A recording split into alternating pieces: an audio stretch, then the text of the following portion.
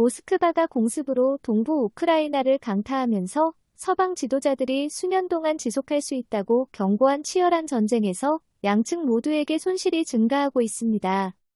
러시아군은 일요일 전략적으로 중요한 동부 두 도시 근처에 한 우크라이나 방어 요충지에 대한 공격을 감행하여 수천 명의 우크라이나 군을 포위하는데 한 걸음 더 다가섰다고 우크라이나 군 관계자가 말했습니다.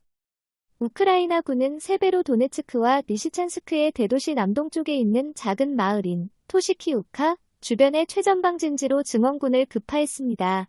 우크라이나의 한 관리는 러시아군은 성공했지만 결국 저지당했다고 말했습니다.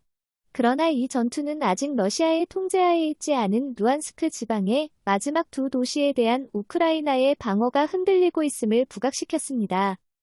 모스크바군이 세베로도네츠크와 리시찬스크를 차단하는 데 성공하면 그 도시들을 방어하는 수천 명의 우크라이나 전투원들을 좌절시키고 어렵게 얻은 군사적 승리를 모스크바에 전달하고 우크라이나 동부 돈바스 지역 전체를 점령하는 푸틴 대통령의 목표에 러시아군을 더 가까이 이동시킬 수 있습니다.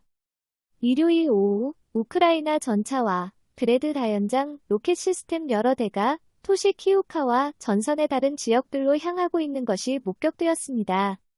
러시아군이 몇 주간의 시가전과 포격전 속에서 두 도시를 포위하기 위해 이동함에 따라 우크라이나 군은 후퇴하여 현재 세베로도네츠크의 일부만을 점령하고 있습니다.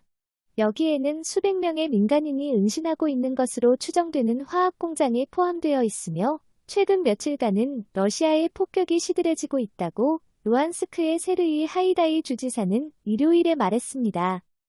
러시아 국방부는 토시키우카에 대해 즉각적인 언급을 하지 않았지만 앞서 일요일 러시아군이 세베로도네츠크 바로 동쪽 마을인 메티올키네를 점령했다고 말했습니다. 러시아 국영통신사인 타스는 많은 우크라이나 전사들이 그곳에서 항복했다고 말했습니다. 그러나 그 주장을 독자적으로 입증하는 것은 불가능하였습니다.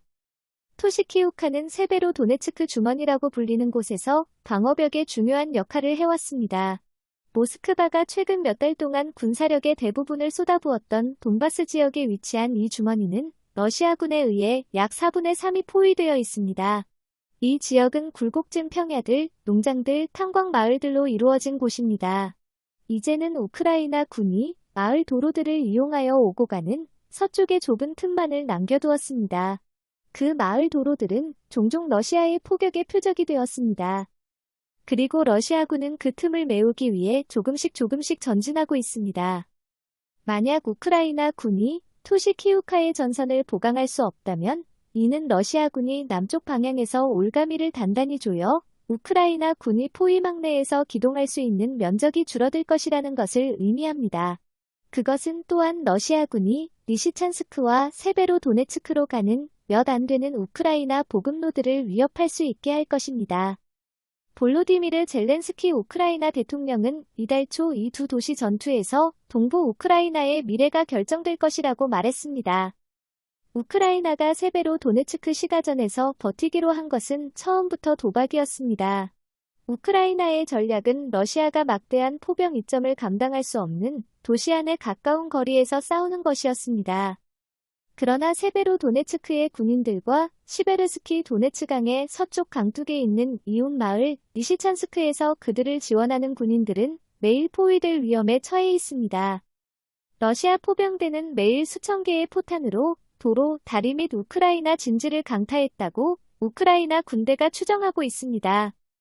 안드리 자고 로드뉴크 전 우크라이나 국방장관은 일요일 인터뷰에서 위험하긴 하지만 우크라이나의 전략이 러시아군을 성공적으로 묶어놓고 사상자를 냈다고 말했습니다.